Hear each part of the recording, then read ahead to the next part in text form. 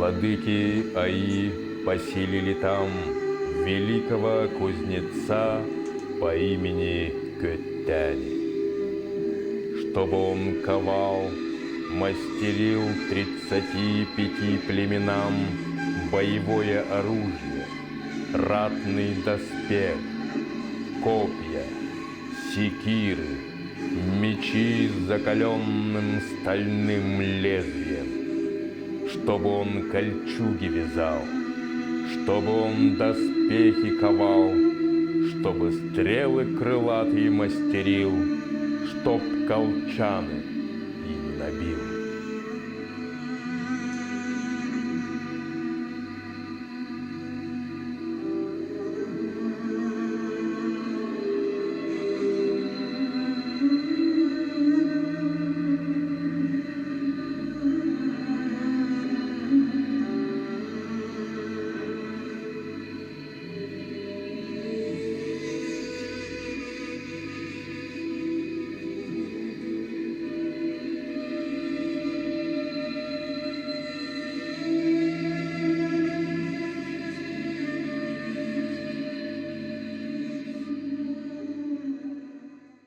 Ранний железный век на территории Якутии начинается в 8-7 веках до нашей эры. То есть, 2500, около 3000 лет назад, считая от наших дней. Первые металлические железные изделия появляются на территории Якутии. Известный якутский археолог Иван Васильевич Константинов, специально занимавшийся изучением этого периода истории, подготовил очень прекрасную монографию, прекрасную книгу, которая так и называется «Ранний железный век Якутии». Иван Васильевич Ксенофонтов и другие исследователи, которые занимались изучением раннего железного века, они не могли тогда определить, какому этносу, какому народу, какому племени принадлежит пионерное право, кто же первым принес. Это и до сих пор еще неизвестно, какой конкретно народ принес первым опыт изготовления железа. Кто первым начал плавку железа из железной руды на территории Якутии. Мы наиболее древнее железо вот сейчас мы связываем с предками якутов. Это всего несколько веков, скажем. На сегодняшний день известно, что предки якутов появились на территории Якутии в IX веке нашей эры. В IX-X веке. То есть около 1000 лет назад. И так как это были пришельцы из южных областей Сибири, то они умели плавить железо, знали эти приемы. И вот около 1000 лет назад они этот опыт принесли уже сюда вместе с собой. Здесь они занимались плавкой железа.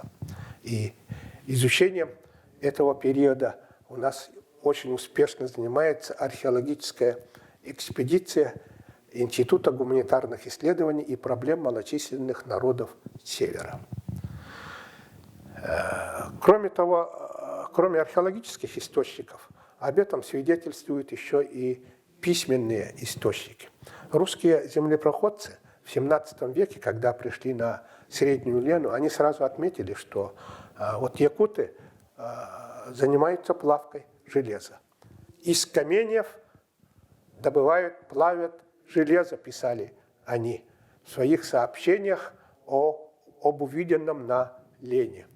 И при этом они считали, что якуты получают очень хорошего качества железа, о чем и тоже написали в администрацию, сообщили в челобитную Москву, в сказках своих, которые отправляли в Москву, написали о том, что якутское железо против лучшего немецкого идет.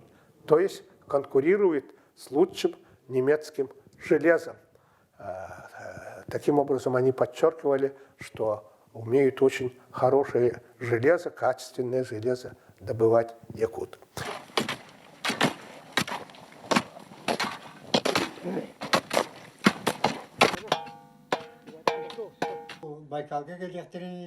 С давних пор, еще задолго до прихода на Байкал, наши предки были знакомы с производством и обработкой железа.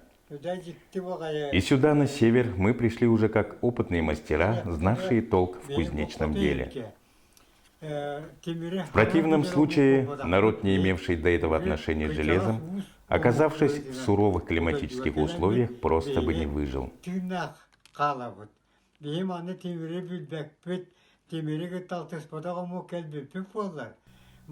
Тем более невозможно было бы выжить в таких экстремальных условиях народу, который никогда не занимался оленеводством, так как издревле основным занятием народа являлось коневодство.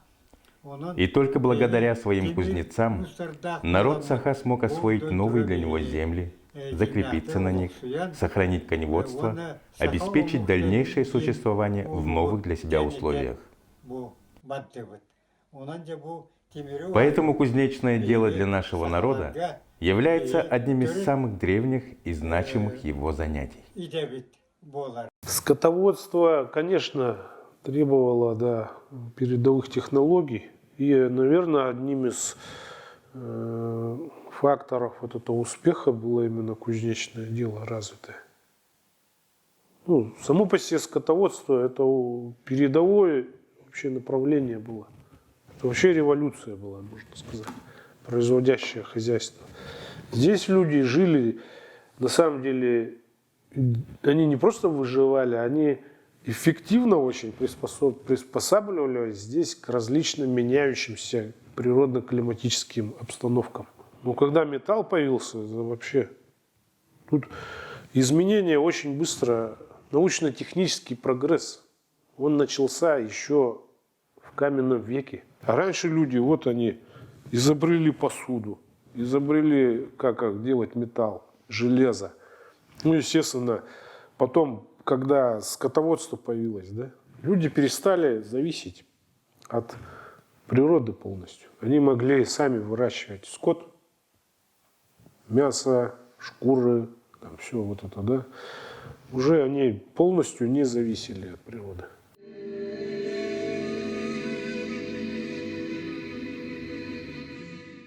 Были предприняты археологические раскопки, которые были проведены на территории Верхневилюйского и Хангаласского районов, где издревле якуты занимались именно производством железа древним сыродупным способом.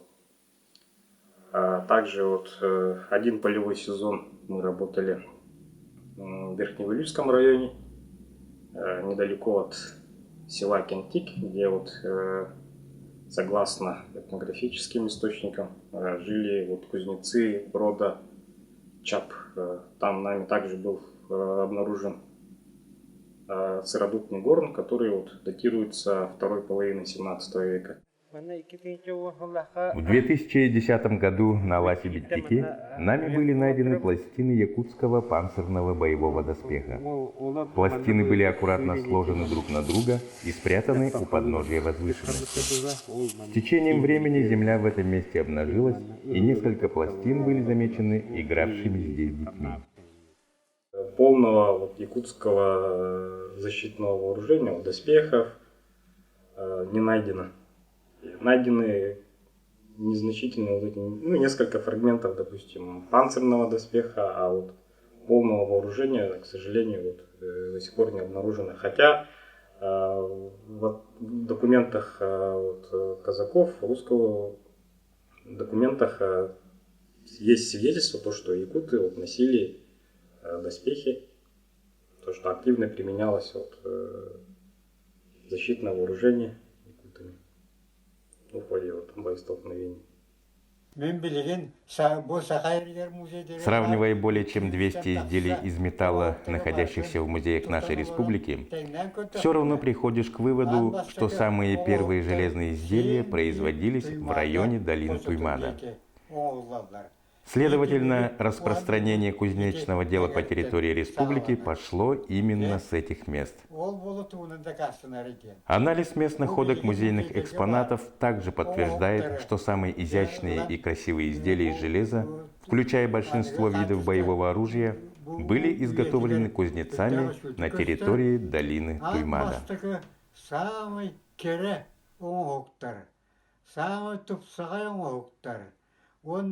Кыргыз терилин самый бу керек өрүңнөрө Туймада кошотугар оңолдугуттара чооккай. Батыя найден в Кангласском районе местности Пырдюган. Материал из погребения. Батас из Мегино-Кангласского района найден в 1958 году при раскопке дохристианского погребения. Материалы археолога Ивана Васильевича Константинова. А перед вами Батас и Батыя 19 века из Центральной Якутии. Ну, что касается путей распространения железоделательного производства, здесь вот на северо-востоке России, да, ну, в Якутии в частности, мы такую провели вот с Александром Степановым работу, картировали все известные вот случайные находки, как бронзовых изделий ранних, так и бронзолитейных мастерских, так и железных предметов, которые и на стоянках, в жертвенниках найдены, случайные находки, и железоплавильного дела. Значит, ну, такую карту сделали и примерно пути распространения выяснили. Ну, один явно шел через Лену, реку Лену. Значит, видимо, частично туда же входила и Ангарский регион, по Вилюю распространялась. То есть это вот через центральную Якутию шло распространение железоделательного производства. А второй путь, он у нас локализовался по Охотно-Амурскому побережью. То есть видно было, что откуда-то с Приморья, с Преамурья, видимо, шла вот вторая волна какая-то. Передача вот этих инноваций.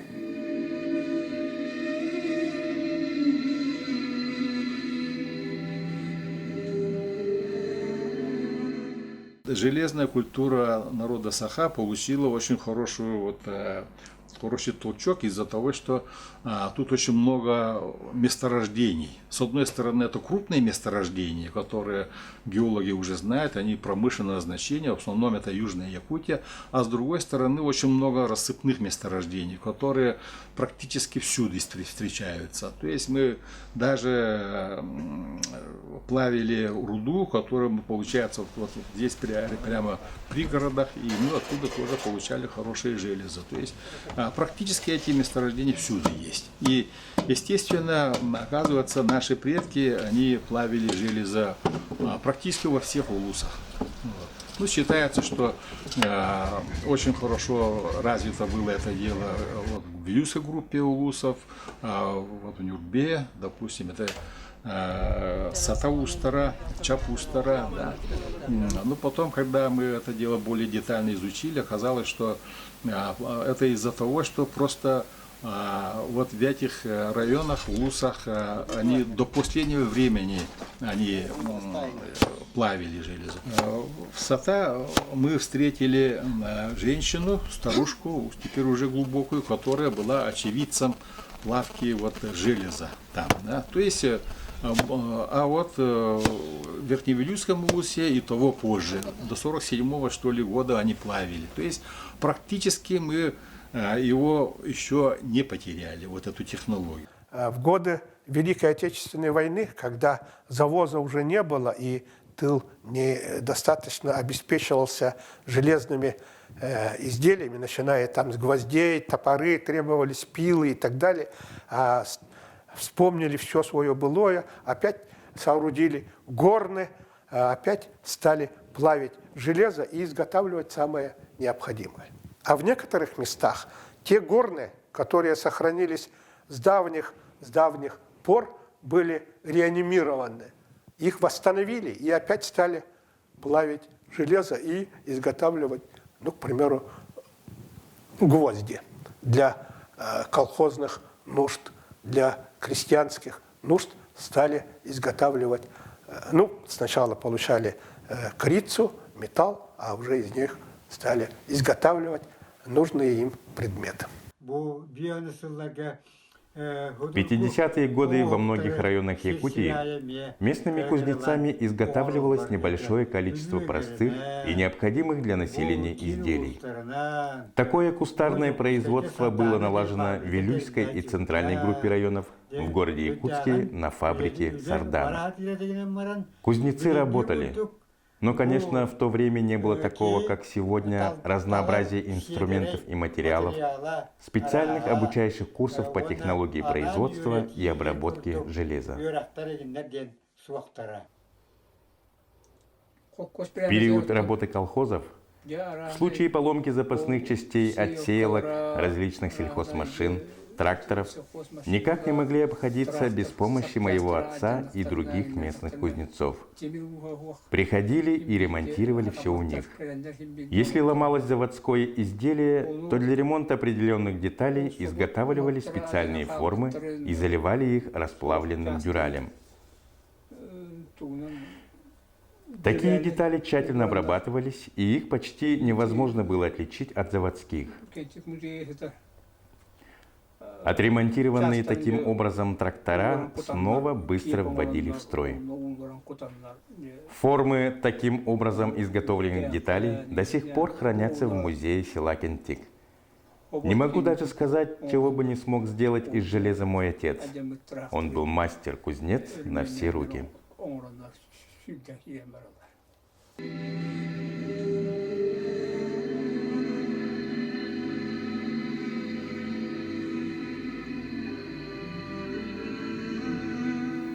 Дело в том, что кричное производство, сыродубной печи, они считались давно забытыми.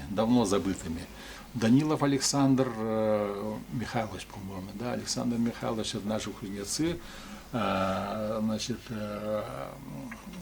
еще Романов Георгий Валерьевич, который сейчас живет в Медино-Кангаласском улусе, вот они являются первыми застрельщиками вот этого дела. Ну, до этого еще я слышал, что проводили плавку еще вот в Вилюйской группе улусов.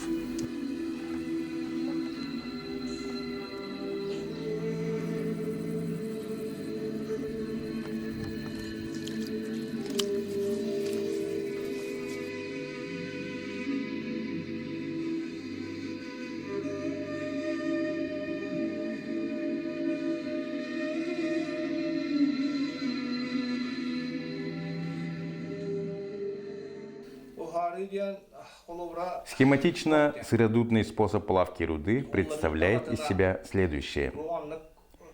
Изготавливается специальная печь вот с такой формой камеры. В нижнюю часть камеры закладывают древесный уголь, так называемую угольную подушку. После этого сверху накладывают щепу и разжигают огонь. Горению угольной подушки также способствует нагнетание мехами кислорода.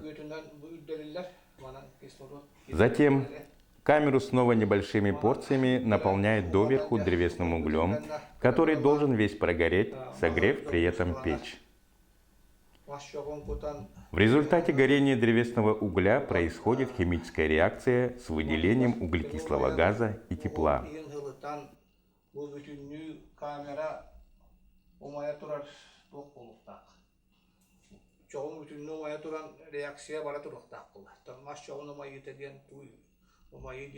Это химическая реакция с выделением углекислого газа и тепла. Ондан кейін загрузкалан эми ол түһен мангаллары түһәнен кәнниттен Доведя температуру печи до определенного уровня, мы второй раз доверху загружаем печь древесным углем и только после этого начинаем засыпать в печь железную руду.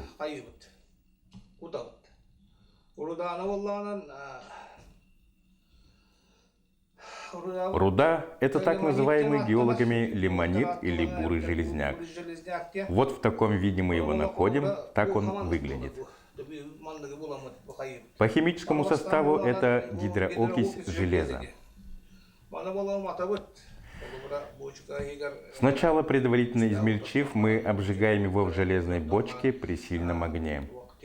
Это необходимо для того, чтобы удалить из руды влагу и различные органические примеси. В результате этого железа начинает процесс восстановления, и мы получаем гематит. При сильном ударе он хорошо раскалывается на более мелкие части. Обычно эти части гематита хорошо прилипают к магниту. Затем эту измельченную шихту мы засыпаем в печь, равномерно распределяя ее по поверхности.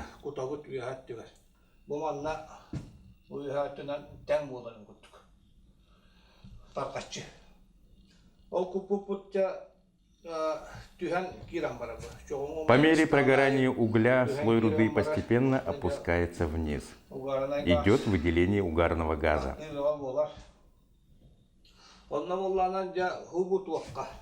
В верхней части печи при температуре руды в 400-500 градусов происходит физико-химическая реакция, непрямое восстановление газом.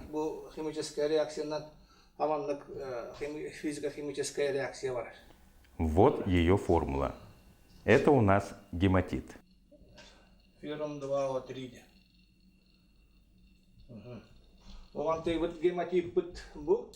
Постепенно руда спускается. Чем ниже уровень печи, тем выше ее температура.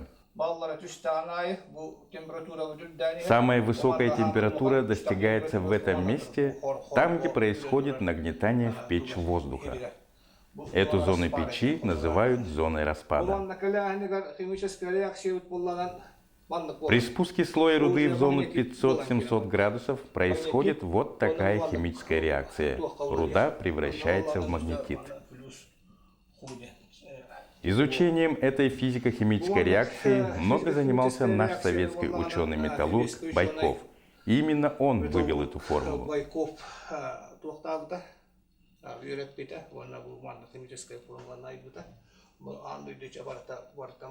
Во всем мире теперь придерживаются именно этой формулы.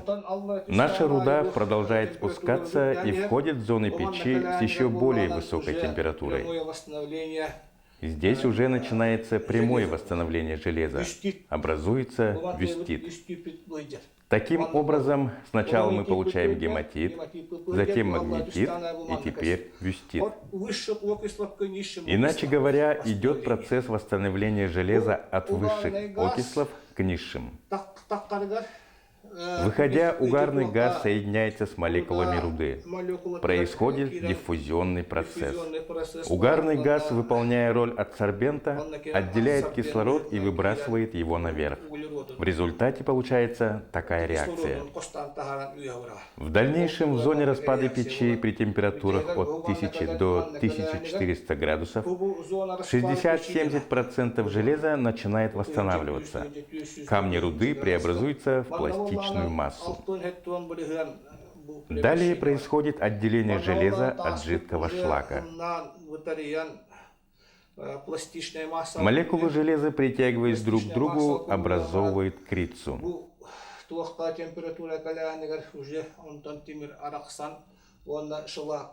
Шлак стекает в эту сторону.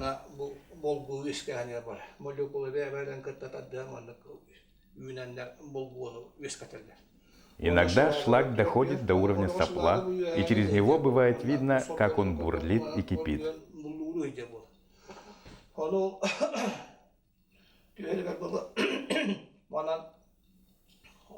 В этом месте заранее делают печную дверь, чтобы потом, разбив в этом месте печь, извлечь из нее крицу. Вот в этом месте стенку печи делают тоньше, чтобы, проткнув его, можно было легко выпустить наружу жидкий шлак. Выпуск жидкого шлака способствует извлечению более цельной крицы.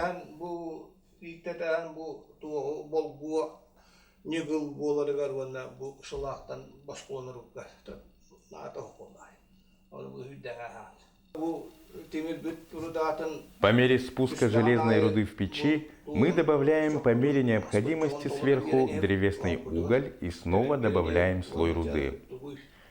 Раздробленную и обожженную руду мы добавляем в печь порционно, примерно по 1,5 килограмма. По мере ее спуска через каждые 15-20 минут добавляем еще. Таким образом, из 18 килограммов руды может выйти примерно 8 килограммов крицы.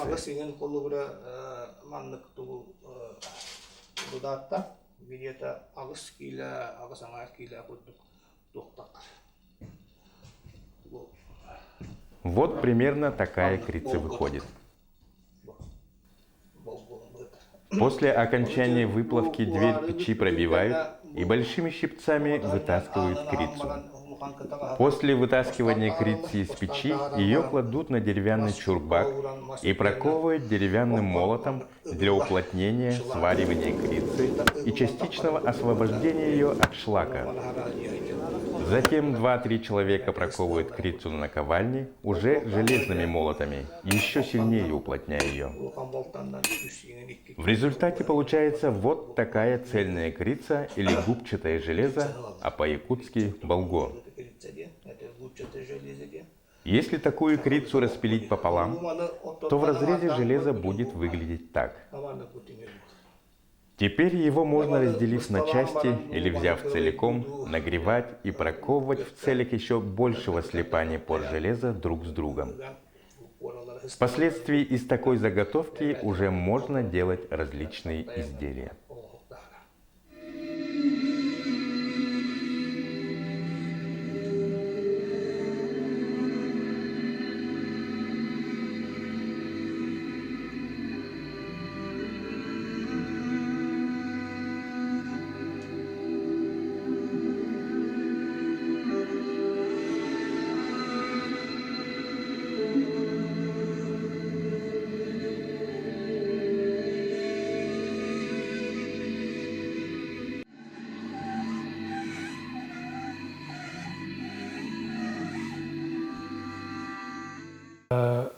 Около 100 человек числится в нашем союзе, и 19 учредителей с разных улусов. 23 февраля тоже большую выставку делаем здесь в городе Якутске, Дархан-Ус. Эту выставку мы организуем с улусом. Организатор – это Татлинский улус. И вот мы свои члены там собираем. Молодое поколение, среднее, там все возрасты там предприятия, разные там по ножам, по якутским пальмам. Сейчас вот предпринимателями тоже работаем, они тоже вот в последнее время начали нам немножко помогать. Вот предпринимателям, ребятам, они участвуют там тоже в Москве, там выставка «Клинок», там охота, рыбалка. И так что у нас якутский нож сейчас очень популярен, очень много ножей, по всей стране знают, что такое якутский нож. Кузнецов стало много, и вот молодое поколение тоже обучаем на хомус, на якутский нож. Немножко начинаем делать этот художественные изделия из металла. Борис Федорович Мандарус на протяжении всей своей жизни с интересом изучал ножи якутских мастеров. Но он тщательно перерисовывал их, измерял и фиксировал форму, спрашивал технологию их изготовления. По его словам, существует около 40 видов якутских ножей. Вот, например, нож с изогнутым лезвием, чтобы удобнее было вырезать деревянную посуду. Этот нож просто необходим для таких специальных работ. Или взять этот нож. Он удобен для работ с берестой. Кроме того, им можно углублять дно деревянных чаш. Как видите, для удобства его заточки дол у него расположен посередине. Вот еще нож для кровопускания.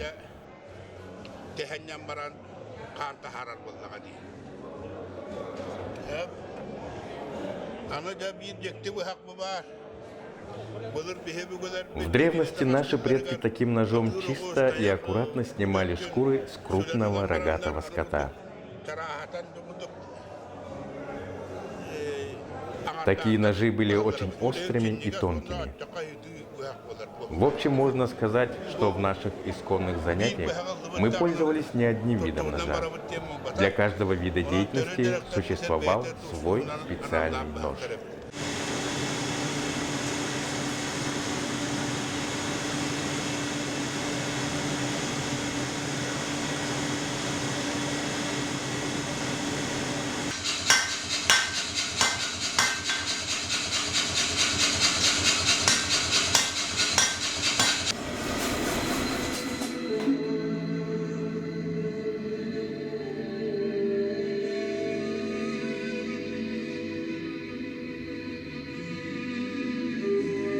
Вот это по-русски как называется, не знаю. Это соховчи по-якутски называется. Это для настоящих кузнецов вот такие соховчи бывают.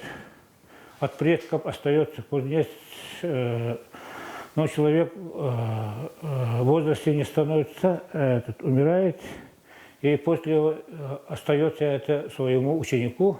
Они специальную дырку делают, вот этой на разной пластинке дырку делают, чтобы пользуются вот этой соховче.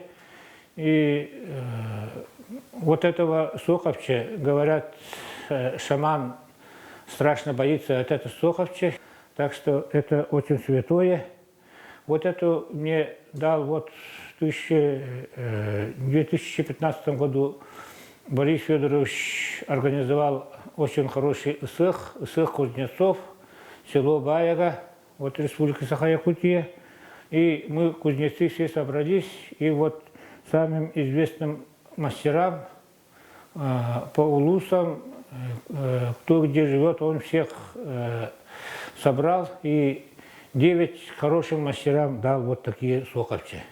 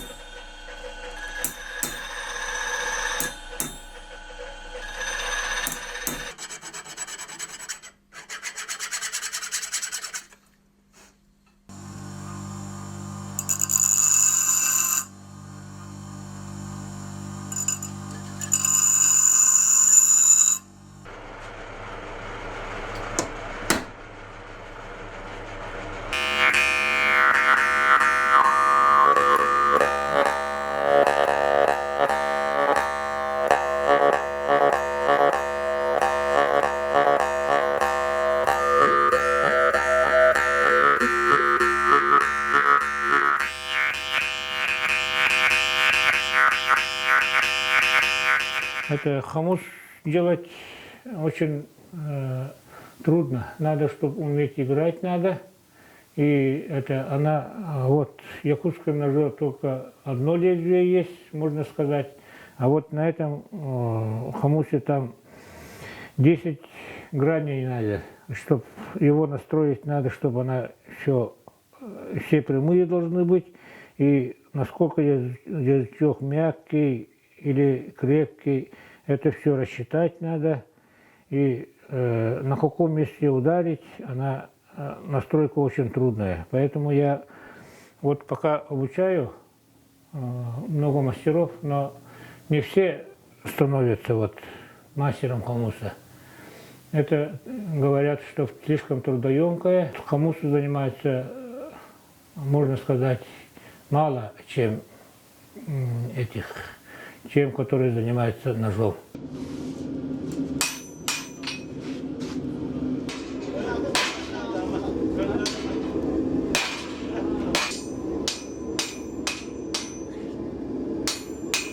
Россия bütünlüğüde ымсыйлар бу Богатейшие запасы железной руды, по данным геологов, залегают в руслах рек Алдан и Амга.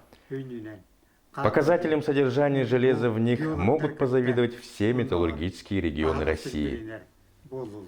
В случае развития промышленной металлургии в Якутии хотелось бы самим полностью освоить ее, обучить нашу молодежь всем ее современным технологиям, встретить ее с уже подготовленными молодыми профессиональными кадрами. Вот такая у меня мечта.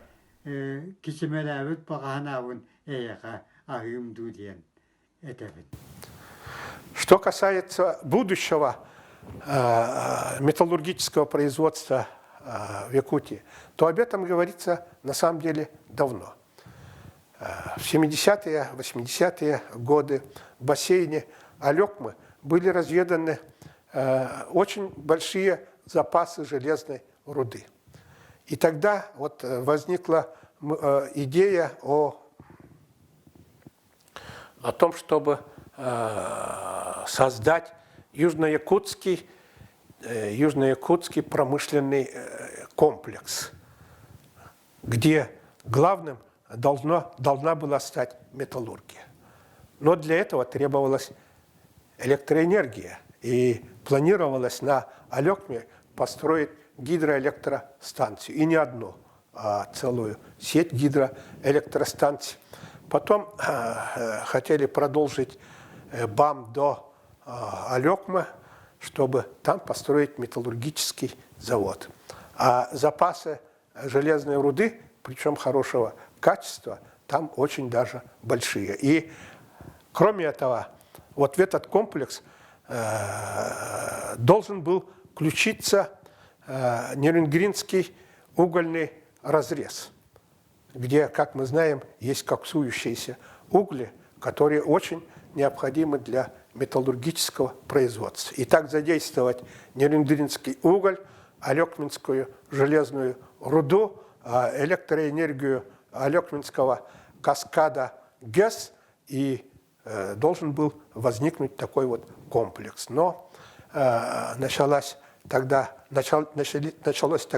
перестроечное движение, и эти планы, которые в свое время вынашивало руководство Якутии и Совет министров Союза Советских Социалистических Республик, они не были реализованы. Первые подвижки только были сделаны, а до конца это так и не было доведено. Я надеюсь, что когда-то все это будет вновь возобновлено, и тогда металлургия Якутии получит новое дыхание.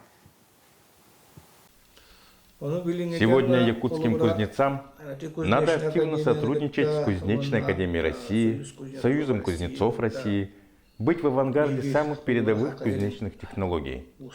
Сотрудничество, совместная работа, обмен опытом – это залог дальнейшего развития нашего кузнечного дела.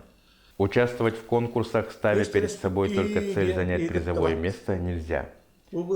Важнее всего понять и проанализировать состояние и уровень сделанного тобой на конкурсе ножа, а следовательно уровень своего профессионального мастерства. Вот с какой целью кузнецы участвуют в таких конкурсах. Если участвовать в конкурсе только с мыслью победить, то добиться высоких результатов, на мой взгляд, не получится. Сейчас доменной процесс во всем мире запрещен чисто из экологических целей, потому что вот металлургия вообще отрасль очень вредная для экологии. И сейчас уже приветствуются более экологически чистые методы получения железа. И мы постепенно планируем, чтобы наша молодежь и так далее начала осваивать современные технологии прямого восстановления железа. Вот. Такие технологии есть, но до этого мы должны подготовить достаточное количество молодых специалистов, своих специалистов, будем говорить. Со Струванской академией у нас сложились очень хорошие отношения. Вот сейчас мы думаем, выбрав из наиболее таких талантливых молодых кузнецов, отправлять на учебу в Струвановскую академию. Струвановская академия, вы, наверное, знаете, это очень престижная, очень такая серьезная академия.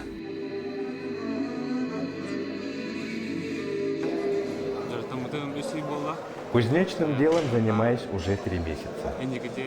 В дальнейшем также хочу продолжить это занятие.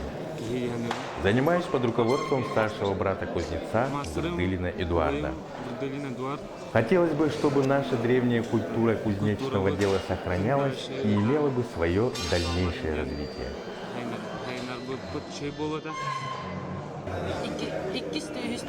Уже 2 года занимаюсь кузнечным делом. В этом году первый раз принял участие в выставке Дархан. Перед вами лежат наши ножи из нержавеющей стали, мы их сделали втроем. Начали делать в январе, чтобы успеть привезти на выставку. Наш учитель Спартак Николаевич дал нам заготовки ножей. Мы сами их обработали, сделали и насадили рукоятки, наточили и изготовили к ним ножны.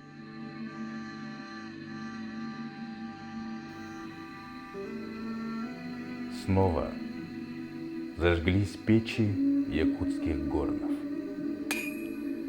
Снова слышны удары молота. Не разорвана древняя связующая нить поколений кузнецов народа Саха. Он с уверенностью и спокойствием смотрит в будущее. Ведь за ним его великая история, древняя культура, мудрость и мастерство предков.